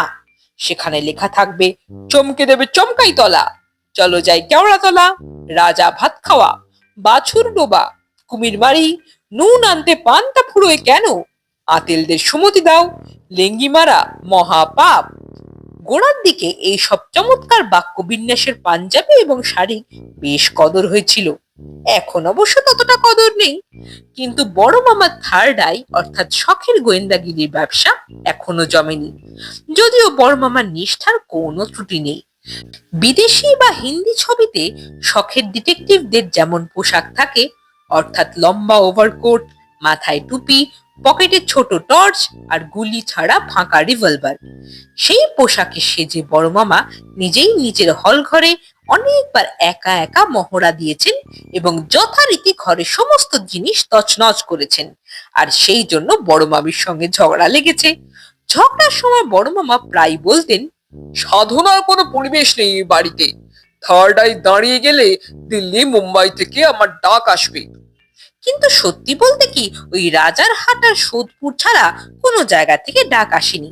রাজার হাটে মুরগি চুরি, সোদপুরে এক বস্তা চাল চুরি, ব্যাস, এর বাইরে আর কোনো ডাক নেই। দুই মামা হন্তদন্ত হয়ে ঘরে ঢুকতেই মামিরা বলে উঠলেন, খোঁজ পেলে? পুলিশকে বলেছো? বড় মামা ইশারায় দেখালেন এক গ্লাস জল আনতে। বড় মামি জল আনতে ফ্রিজের দিকে গেলেন। মেজ মামি এগিয়ে এসে মেজ মামাকে বললেন, কি গো, কোনো সন্ধান পেলে? মেজ মামা উত্তর দিলেন, আগে ভাবতে দাও, পরে বলবো। এখন যা বলার তা দাদা বলবে। বড় মামির হাত থেকে গ্লাস নিয়ে বড় মামা জলটা খেলেন। আহ, বলে তৃপ্তি সূচক একটা শব্দ করে গ্লাসটা বড় মামির হাতে ফিরিয়ে দিতেই বড় মামি আগের প্রশ্নটাই আবার করলেন। বড় মামা বললেন, মানুষ হঠাৎ হঠাৎ গৃহত্যাগ করে কেন? গৃহ যদি ত্যাগের জন্যই হয় তবে গৃহ নির্মাণের প্রয়োজন কেন? গৃহ হলেই যে ত্যাগ করা যাবে এমন কোনো বিধান নেই। সিদ্ধার্থ গৃহত্যাগ করেছিলেন, নদের নিমাই করেছিলেন, তবে গৃহত্যাগ করলেই কিন্তু বুদ্ধদেব বা নিমাই হয়ে যাওয়া যায় না। যদি তাই না হয় তাহলে ফালতু গৃহত্যাগ করা কেন? আমাদের নেত্য কি এমন কেউকেটা হয়ে ফিরবে, নাকি রাস্তায় কুকুরের কামড় খেয়ে ইঞ্জেকশন নিতে বাড়িতে ফিরে আসবে? এখন দেখতে হবে নেত্তর পক্ষে। বড় মামি আর ধৈর্য রাখতে পারলেন না। বিষম রাগে, ধ্যাত্তেরি তোমার কথা, এই পর্যন্ত বলে নিজের ঘরের দিকে চলে গেলেন। মেজ মামিও গেলেন। আমরা কয়েকজন ঘরের এধারে ওধারে ছড়িয়ে ছিটিয়ে আছি। দুই মামা মুখোমুখি বসে। ছোট মামার জন্য আমাদের খুবই ভাবনা হচ্ছিল। বড় মামার ছেলে সন্তু বলল, পুলিশে ডায়েরি করেছো? ওরা কিছু বললেন? বড় মামা গম্ভীর চোখে সন্তুর দিকে তাকিয়ে বললেন, ওরা কি জানে যে বলবে?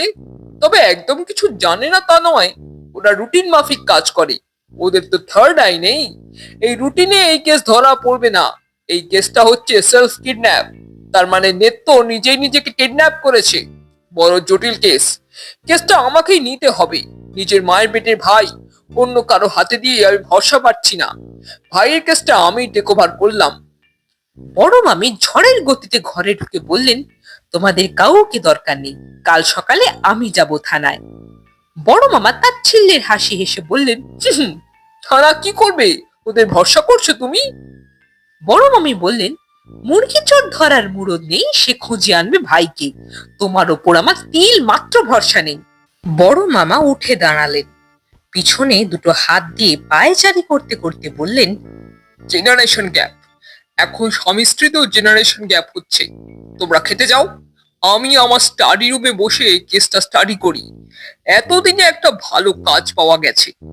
নেত্যটা নিজে নিজে কিডন্যাপ হয়ে গিয়ে আমার পসারটা বোধহয় জমিয়ে দিয়ে গেল। Hats off Netya, hats off. জীবিত না পেলে মৃতই তোকে খুঁজে আনবো। নো ছাড়ান ছোড়ম। বড় মামি একটা প্রবল মুখ ঝামটা দিয়ে ঝড়ের গতিতে বাইরে চলে গেলেন। দুদিন কেটে যাওয়ার পরও ছোট মামার কোনো খবর পাওয়া গেল না। পুলিশ জানালো তারা সম্ভাব্য সমস্ত জায়গায় খোঁজ করেও বাঘছাল পড়া কোনো অপহৃত যুবকের সন্ধান পায়নি। তবে তদন্ত চলছে। এদিকে আমরা সমস্ত আত্মীয় স্বজনকে খবর দিয়েছি। তাদের কেউ কেউ আমাদের সমব্যথী হওয়ার জন্য বাক্স গুছিয়ে এই বাড়িতে চলে এসেছেন। যারা আসতে পারেননি তারা টেলিফোনে দুঃখ প্রকাশ করছেন এবং রোজই একবার করে ফোন করেন। ছোট মামার অফিসে ও মেসেও খবর দেওয়া হয়েছে। সেই মেস থেকে ছোট মামার দুই বন্ধু এসে গেছেন। এই শহরে এসে আর তারা কোথায় থাকবেন? অতএব সমব্যথী হয়ে আপাতত দুদিন ধরে আমাদের বাড়িতে। বড় মামার অভ্যেস ছিল কোনো কিছু গভীরভাবে ভাবতে হলে চোখ খুলে ভাবতে পারতেন না, ভাবতেন চোখ বুজে। এই চোখ বোঝা নিয়ে একদিন একটা বিশ্রী কাণ্ড হয়ে যাওয়াতে যে অশান্তি হয়েছিল, তারপর থেকে বড় মামা চোখ বুজে আর কিচ্ছু ভাবেন না। মেজো মামা দুর্গাপুরে আর ফিরে যাওয়া হয়নি, ফলে আরো ছুটি চেয়ে অফিসে ফ্যাক্স পাঠানো হয়েছে। মেজো মামা দুঃখ করে বলেন, ভাইটার জন্য যে একটু ভাববো তারও উপায় নেই। বাড়ি ভর্তি এত লোক আর এত শোরগোল হলে ভাবা যায়? তাই মেজো মামা রোজ বিকেলে ভাবার জন্য 2 টাকার টিকিট কেটে বনবিতানে গিয়ে জলার ধারে বসে ভাবেন। বড় মামি একদিন আমায় সঙ্গে নিয়ে থানায় গেলেন। দেওরের বিষয়ে খোঁজ নিতেই জনৈক অফিসার বললেন, ম্যাডাম, কলকাতা এবং আমাদের জেলা শহরের সর্বত্র খবর নিয়েছি। আসলে কি জানেন, আমাদের পুলিশ রেকর্ডে আজ পর্যন্ত কোনো জটাহীন এবং বাঘছাল পরিহিত তান্ত্রিক অপহরণের কেস নেই। সেই কারণে বড় মামি বললেন, এটা কেমন যুক্তি হলো? কেস নেই বলে আপনারা গালে হাত দিয়ে বসে থাকবেন? আরে কেস হতে কতক্ষণ? হয়তো এই রাজ্যে এটাই প্রথম তান্ত্রিক অপহরণ। আপনারা গুরুত্ব দিচ্ছেন না কেন? বাড়ি এসে দেখলেন বসার ঘরে একটা মোটা ডান্ডা নিয়ে বড় মামা পায়চারি করছেন। তার সামনে বসে আছে পটলা, বড় মামির দিদি, জামাইবাবু আর একটি 16-17 বছরের ফুটফুটে ছেলে। বড় মামি আমার দিকে তাকালেন, চোখের ভাষায় বোঝাতে চাইলেন ব্যাপারটা কি। আমিও ঠোঁট উল্টে নিঃশব্দে বুঝিয়ে দিলাম, জানি না। বড় মামা ঘরের মধ্যে পায়চারি করছেন আর থেকে থেকে সামনের টেবিলটার উপর হাতের ওই ডান্ডাটা দিয়ে ঠকাস করে মারছেন। থাকতে না পেরে বড় মামিমা বলে উঠলেন, বাড়ির মধ্যে এসব কি হচ্ছে? টেবিলটা যে ভেঙে যাবে। বড় মামা ঠোঁটে আঙুল রেখে নিষেধের ভঙ্গিতে বললেন, ইনভেস্টিগেশন বোঝো, এখানে তাই চলছে। বড় মামিমাকে দেখে তার দিদি যেন অনন্ত অন্ধকারে আলো দেখলেন, তেমন ভাবেই আকুল কণ্ঠে বলে উঠলেন, দেখ তো ছায়া, নিত্যর খোঁজ নিতে এসে কি বিপদে পড়েছি। 2 ঘন্টা ধরে পটলাকে জেরা করছে আর ধমকাচ্ছে। এরপর যদি তোর জামাইবাবুকেও পটলার মতো ধমকা ধমকি করে, তবে তো আমাদের এ বাড়িতে আসাই বন্ধ হয়ে যাবে। আমাদের বাবার কথা মনে আছে তো? বড় মামা তখন পটলাকে প্রশ্ন করছেন, মাস্টার পটলা, নেত্যগোপাল যখন বাড়ি ছেড়ে চলে যায় তখন রাত কটা? পটলা উত্তর দিল, আগে 11টা নাগাদ হবে। বড় মামার প্রশ্ন, কি করে জানলে? তোমার হাতে ঘড়ি ছিল? পটলার চট জলদি উত্তর, আগে সব ঘড়িতে কি আর এক সময় থাকে? আপনার হাত ঘড়ি, ঘরের দেওয়াল ঘড়ি, বড়মার হাত ঘড়ি সব আলাদা সময়। আমার ঘড়িতে তখনই 11টাই হবে। বড় মামা আবার প্রশ্ন করেন, তোমার কি ঘড়ি? পটলা উত্তর দেয়, আন্দাজ ঘড়ি। বড় মামিমা এবার এগিয়ে এসে বললেন, এসব কি নাটকে বলা হচ্ছে? যা ঘটবার তা তো তোমার সামনেই ঘটেছে, তো এত সব প্রশ্ন কেন? বড় মামি এবার 16-17 বছরের ওই ফুটফুটে ছেলেটির দিকে তাকিয়ে বললেন, এ ছেলেটি কে? কোন বাড়ির ছেলে? বড় মামা কাঁধ ঝাঁকিয়ে গর্বের সঙ্গে উত্তর দিলেন, ওর ডাক নাম বিচ্ছু, ভালো নাম বিদ্যুৎ বর্মন। আজ থেকে ও আমার অ্যাসিস্ট্যান্ট। বড় মামি চোখ কপালে তুলে বললেন, ওইটুকু ছেলে তোমার অ্যাসিস্ট্যান্ট? বড় মামা বললেন, কিছুই তো খবর রাখো না। বড় বড় গোয়েন্দাদের ছোট ছোট ছেলেরাই সহকারী হয়। এবার আমিও ছোটখাটো একটা ছেলেকে সহকারী করে নিলাম। দেখবে দিব্যি জাতে উঠে গেছি। বড় মামি বললেন, আরে কি মুশকিল, ছেলেটার পড়াশোনা নেই, স্কুলে যাওয়া নেই, তোমার সঙ্গে ওই হিচিবিচি করলেই হবে?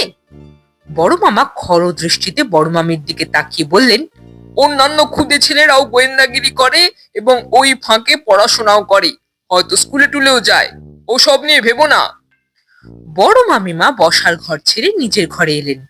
নিজের ঘরে ঢোকার মুখে দেখলেন দিব্যি সেজে গুজে মেজ মামা ভাববার জন্য বনবিতানে যাচ্ছেন।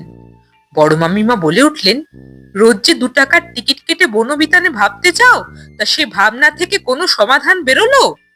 মেজ মামা নরম গলায় বললেন, বৌদি, আমার কাজ ভেবে যাওয়া, দাদার কাজ সমাধান বের করা, তোমাদের কাজ টেনশন করা, নেত্তর কাজ হারিয়ে যাওয়া। সবাই সবার কাজ করে যাচ্ছি বৌদি, কারো কাজে কোনো গাফিলতি নেই। মেজ মামা কথা শেষ করে টিকিট কেটে ভাবতে চলে গেলেন। বড় মামি অস্ফুটে বললেন, কত জন্মের পাপ থাকলে যে এই বাড়ির বউ হতে হয়। রাত্রে খাবার টেবিলে বসে সন্তু তার বাবাকে জিজ্ঞেস করলো, ছোট কাকার অন্তর্ধান রহস্যের কোনো কিনারা হলো? বড় মামা রুটির টুকরো মুখে তুলতে গিয়ে থেমে গেলেন।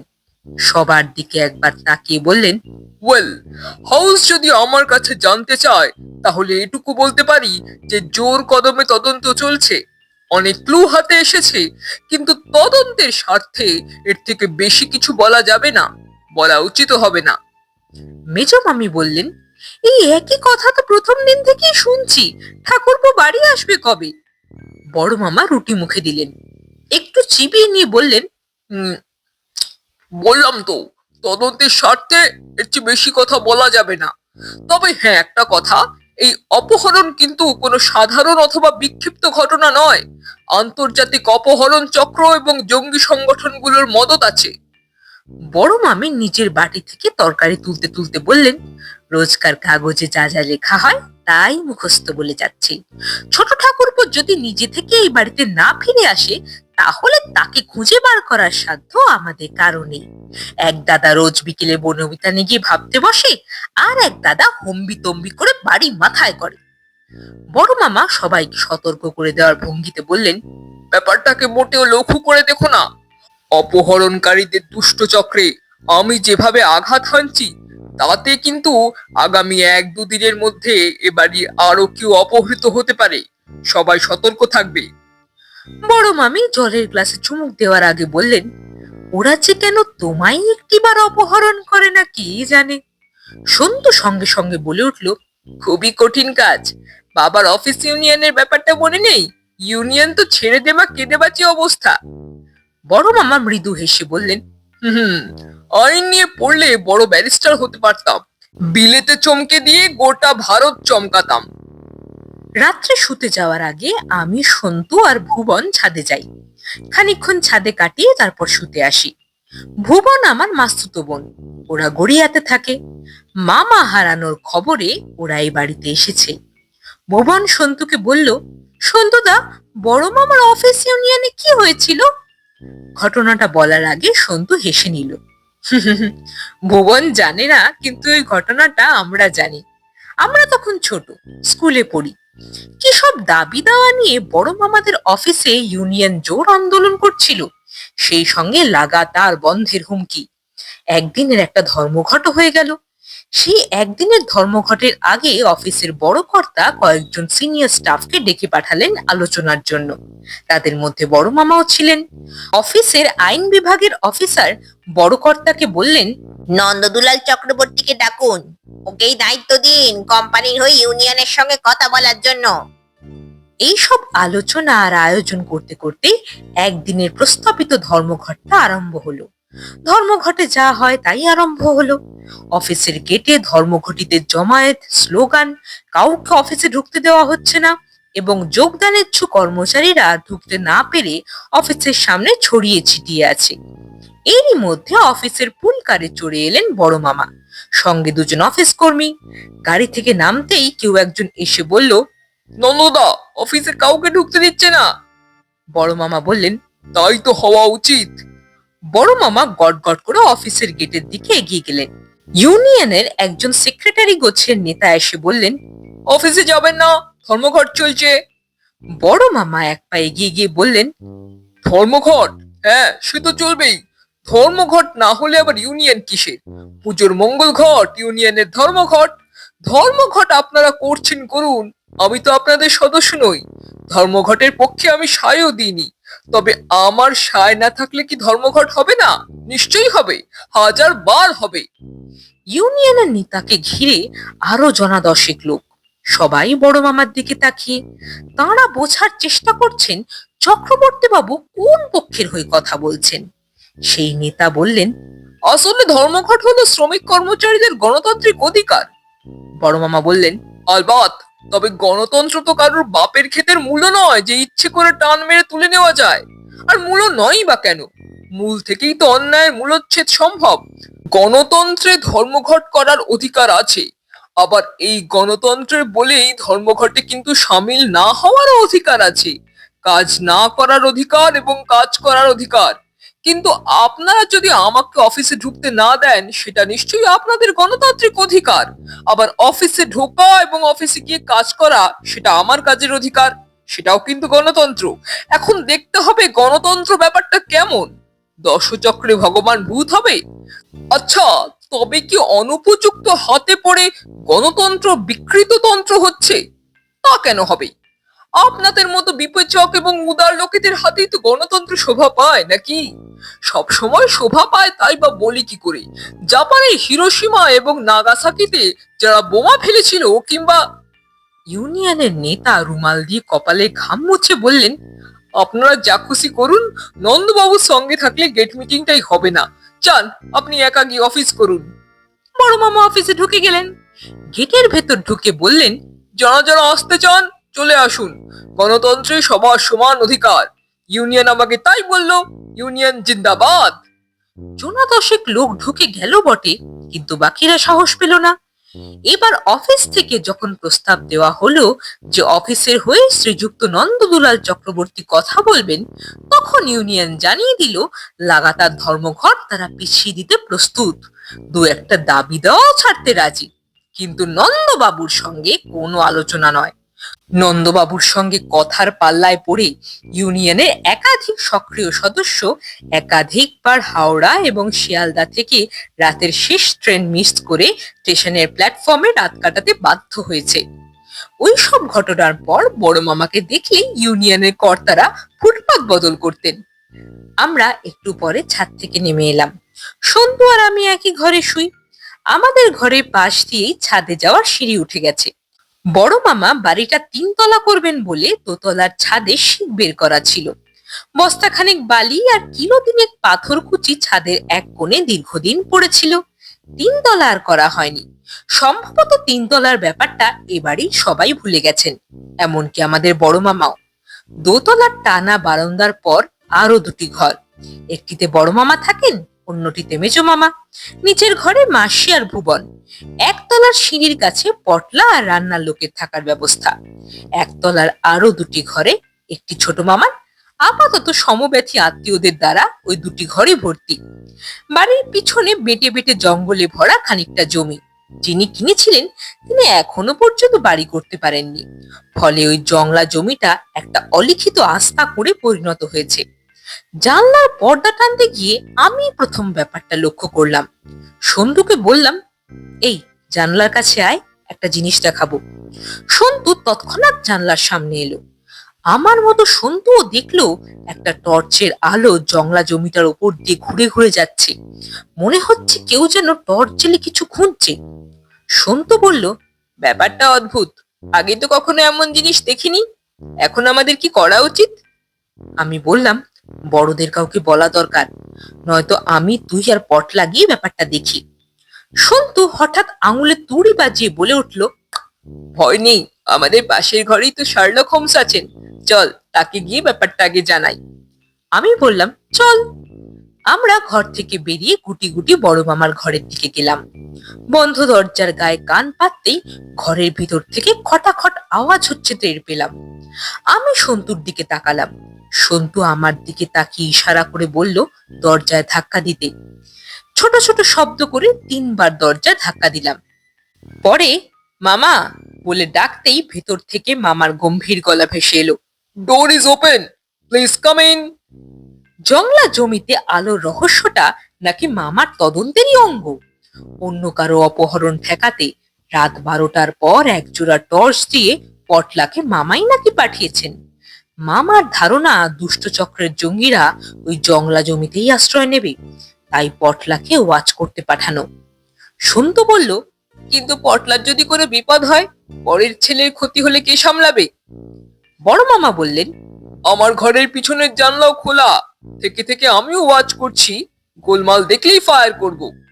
সন্তু বলল, তুমি গুলি চালাতে জানো? বড় মামা একটু হেসে বললেন, হুম, এতে জানাজানির কি আছে? এ তো মানুষ মারা বন্দুক নয়, পাখি মারা বন্দুক। মানুষের গায়ে লাগলে মরবে না ঠিকই, তবে আহত হওয়ার চান্স আছে। আরে এত সব তথ্য তো জঙ্গিদের জানার কথা নয়। ওরা তো সত্যিকারের বন্দুক, সত্যিকারের গুলি এসব ভেবেই পালাবে, নয়তো হার্ট ফেল করবে। কাউকে মারা আমার গোয়েন্দাগিরির লক্ষ্য নয় রে। আমি অহিংস মতে শত্রুর মোকাবিলা করতে চাই। আমি বললাম, এত রাতে তুমি টাইপ মেশিন চালিয়ে কি টাইপ করছো? বড় মামা বেশ গর্বের সঙ্গে বললেন, আরে আমি তো তোদের সিনেমার গোয়েন্দা নই যে চিত্রনাট্যে যেমন লিখবে তেমন ভাবে গোয়েন্দাকে চলতে হবে। কাজটা ইন্টারেস্টিং, চ্যালেঞ্জিংও, তবে রিস্কও প্রচুর। এর জন্যই তো সাহসের দরকার। ভারতে অনেক রকম সাধু সংগঠন আছে, হোমযজ্ঞ করা তান্ত্রিকও অনেক। 10টা তান্ত্রিক সংগঠনের ঠিকানা জোগাড় করেছি। সেই সব সংগঠনকে চিঠি লিখছি, কুরিয়ারে চিঠি পাঠাবো। সন্তু বলল, তুমি কি পাঠানো শুরু করে দিয়েছো? বড় মামা সন্তুকে ভৎসনা করার ভঙ্গিতে বললেন, তুই কি সোজা কাজ ভাবিস? এ কি বিজয়ার চিঠি পাঠানো নাকি? তোর ছোট কাকাকে দেখে বুঝলি না, তান্ত্রিক কস্টিউম পরার পর মাতৃভাষার মোটেই বলছে না, কেবল রাষ্ট্রভাষা বলছে। তাই আমার এই ইংরেজি চিঠিগুলোকে জনৈক হিন্দির অধ্যাপককে দিয়ে হিন্দিতে অনুবাদ করাতে হবে, তারপর তো পাঠাবো। আমি বললাম, কিন্তু ঘরের মধ্যে এরকম খটাখট আওয়াজ হলে বড় মামির মা তো ঘুমোতে পারবে না। বড় মামা জবাব দেওয়ার আগেই খাটের ওপর থেকে আমাদের দিকে পাশ ফিরে বড় মামিমা বললেন, না রে, আমার কোনো অসুবিধে হচ্ছে না। বরং তোর বড় মামা ঘুমোলে মনে হয় একজোড়া মোটর সাইকেল ঘরের মধ্যে পাক খাচ্ছে। সেই তুলনায় টাইপরাইটারের আওয়াজ অনেক ভালো। মনে হচ্ছে একটা কচি ছাগলছানা ঘরের মেঝেতে পা ঠুকে ঠুকে লাফাচ্ছে। আমি বললাম, ছোট মামা আদৌ ফিরবে নাকি অপহরণকারীরা মেরে ফেলেছে? বড় মামা বললেন, না না, মেরে ফেলে সেই লাশ পোড়ানো, ক্রিয়াকর্মের ব্যবস্থা করা, এত সব ঝামেলায় ওরা যাবে না। কিন্তু ভাববার কথা হলো, অপহরণ যদি করেই থাকে, তবে এতদিনে মুক্তিপণ চেয়ে কেন ফোন করলো না? আরে ফোন তো চালু আছে, মুক্তিপণ যে চাইতেই হবে তারও কোনো মানে নেই। তাই যদি হবে তাহলে অপহরণ করা কেন? বিনা স্বার্থে কি কেউ অপহরণ করে? তবে স্বার্থ তো অনেক রকম হয়, এক্ষেত্রে কোন ধরনের স্বার্থ কাজ করছে সেটা ভেবে দেখতে হবে। ওই যে কথায় বলে না, ভাবিয়া করিও কাজ, করিয়া ভাবিও না। তবে কি প্রবাদ বাক্য মিথ্যা? আমার মেজো ভাই ব্রজ তো ভেবে ভেবে কাজ করতে চায়, কিন্তু ছেলেটা তো ভাবতে ভাবতেই বুড়ো হয়ে যাবে, কাজ আর করতে পারবে না। কিন্তু ভাবনা ছাড়া। এবার বড় মামিমা হাতের ইশারায় আমাদের যেতে বলে আবার পাশ ফিরে শুয়ে পড়লেন। আমরা নিজেদের ঘরে ফিরে এলাম। আমাদের বাড়িতে সবাই সর্বক্ষণ ছোট মামাকে নিয়ে আলোচনা করছে, ফোনে আত্মীয় বন্ধুদের খবর নিচ্ছে, কিন্তু ছোট মামার কোনো সন্ধানই জানা যাচ্ছে না। মামিমারা ইতিমধ্যে নানা রকম মানত করে বসে আছেন, টুকটাক পুজো দেওয়াও চলছে, কিন্তু আসল কাজের কাজ কিছুই হচ্ছে না। 2 দিন কেটে গিয়ে 3 দিনও কেটে গেল, ছোট মামার কোনো খবরই পাওয়া গেল না। এরই মধ্যে একদিন বড় মামা তার দোতলার বারান্দায় সাধের হারমোনিয়াম নিয়ে বসে গেলেন। যদিও এটা কোনো নতুন ঘটনা নয়, বড় মামা মাঝে মাঝে হারমোনিয়াম নিয়ে গান গাইতে বসেন। বড় মামা বিলম্বিত লয় গান। বিয়ের আসরে নতুন জামাইয়ের বিলম্বিত লয়টা এতই বিলম্বিত হয়ে গিয়েছিল যে মামা যখন গান শেষ করে চোখ খুললেন তখন ভোর হয়ে গেছে। বাসর ঘরে আর কেউ নেই। মামাকে হারমোনিয়াম নিয়ে বসতে দেখে বড় মামিমা আতঙ্কিত কণ্ঠে বললেন, তুমি আবার গান গাইছো?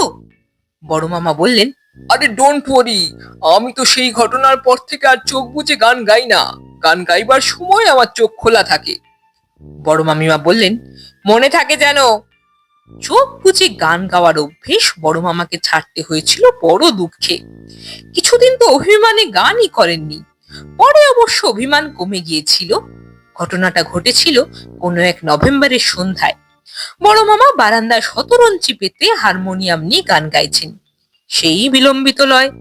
হারমোনিয়ামের রিডে আঙুল চাপবার পরই বড় মামা অভ্যেসবশে চোখ বুজে ফেলেছেন। চোখ খুলে উনি গান গাইতে পারেন না।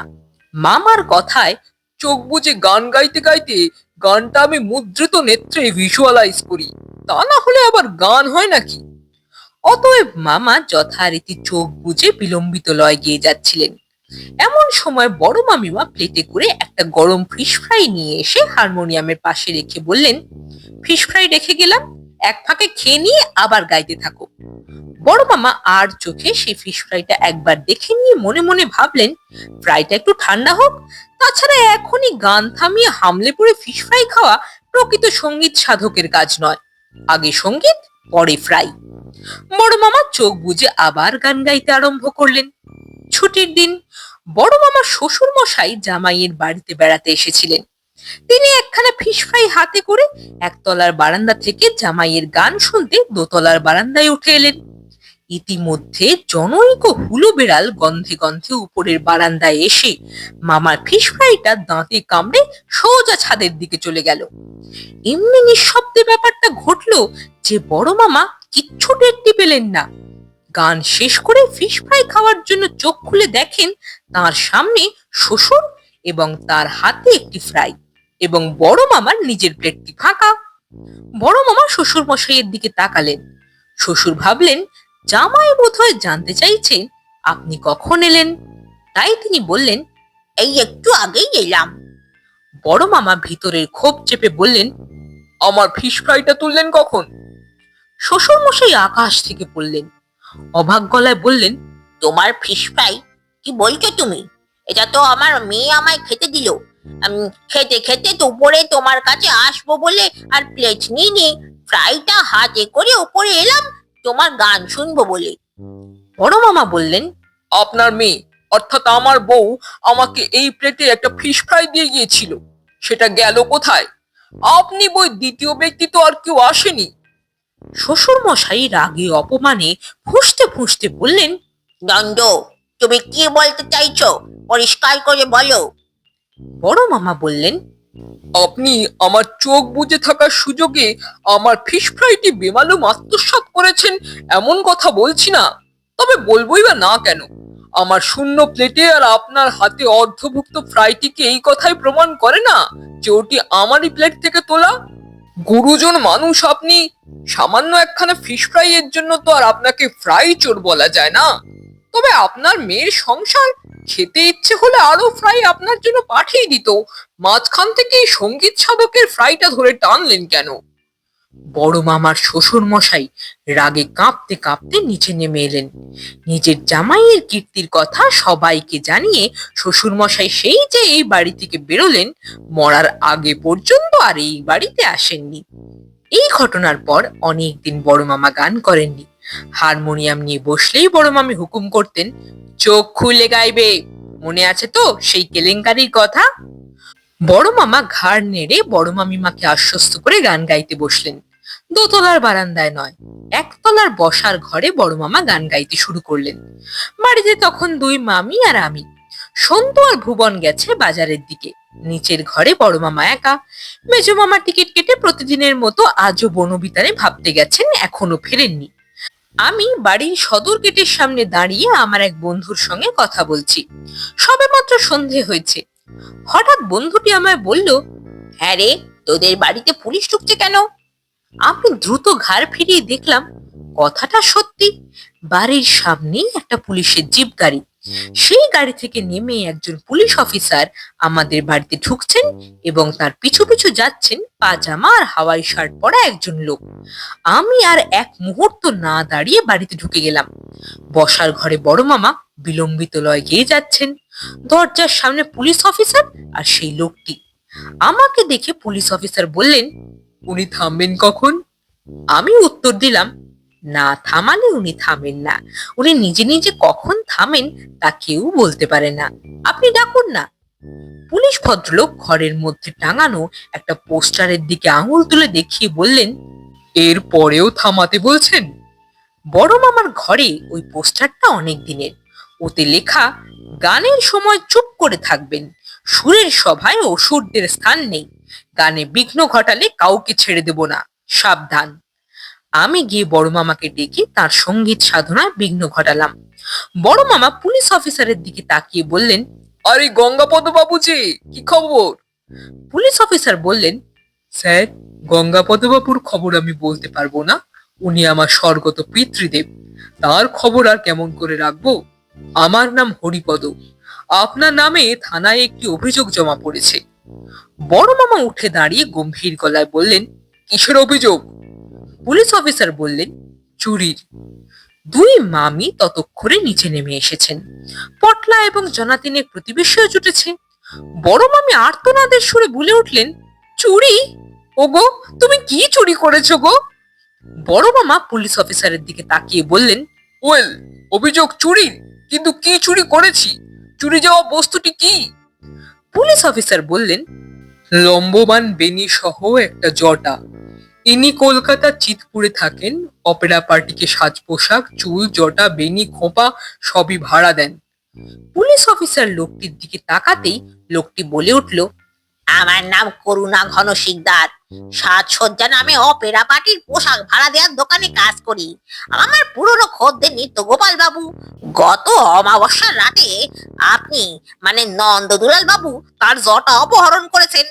নিত্য গোপাল বাবু আমাদের কাছে আপনার নামে লিখিত অভিযোগ করেছেন এবং সেই অভিযোগের ভিত্তিতে আপনার নামে আমরা থানায় জানাতে বাধ্য হয়েছি। কি করব বলেন, এই সিজনে চিতপুরের পাড়ায় 10 জোড়া জটার অর্ডার। বড় মামা বললেন, আপনার জটা আপনি পাবেন, কিন্তু জটাধারী নেত্য কোথায়? তাকে তো চাই। পুলিশ অফিসার বললেন, তিনি তো আমাদের জিপের পিছনেই বসে আছেন। বড় মামি বললেন, উমা, সে কি কথা? ও না নেমে গাড়িতেই কেন বসে রইল? সাজসজ্জার লোকটা বলল, নেত্যবাবুর অভিমান এখনো যায়নি। যে গৃহ উনি ত্যাগ করেছেন সে গৃহে আর স্বেচ্ছায় আসতে পারেন না, তাকে তো আবাহন করে আনতে হবে। দুই মামি আর আমরা জিপ গাড়ির পিছনে গুটিসুটি হয়ে ছোট মামাকে বসে থাকতে দেখলাম। বড় মামা বললেন, নেত্য, আগে নেমে আয়, তবে জটা পাবি। মামিরা বললেন, ঠাকুরপো নেমে এসো। ছোট মামা বললেন, নামবো বললে কি নামা যায় নাকি? আমি তো সাধারণ মানুষ নই। অমাবস্যায় গৃহ ত্যাগ করেছিলাম, অতএব অমাবস্যা না হলে গৃহে কেমন করে প্রবেশ করি? বড় মামি বললেন, তবে উপায়? পটলা বলল, হ্যাঁ, সে আমি উপায় করে দিচ্ছি। মেন সুইচ অফ করে দিলেই তো অমাবস্যা। কিন্তু পটলাকে কিছুই করতে হলো না। বিদ্যুৎ পর্ষদের করুণায় সারা পাড়া জুড়ে অমাবস্যা নেমে এলো। করুণা ঘন জটা নিয়ে ফেরত যাওয়ার সময় বড় মামা বললেন, বুঝলি তো, আমি সিনেমার গোয়েন্দা নই। টাইমলি নেত্য জটা ধরে টেনেছিলাম বলেই তো নেত্য জটা জালে বাড়ি ফিরে এলো। আমার গোয়েন্দাগিরির স্টাইলই আলাদা। তবে আলাদাই বা কেন, আর কেনই বা নয়? বড় মামা ফাঁকা ঘরে একাই কথা বলে যেতে লাগলেন। শুনছিলেন লেখক দুলেন্দ্র ভৌমিকের লেখা গল্প বড় মামার গোয়েন্দাগিরি। কেমন লাগলো গল্পটি জানাবেন কমেন্ট করে। ভালো লাগলে লাইক করবেন, শেয়ার করবেন বন্ধুদের সাথে, আর চ্যানেলটা সাবস্ক্রাইব করতে ভুলবেন না। তাহলে অপেক্ষা থাক পরবর্তী গল্পের জন্য।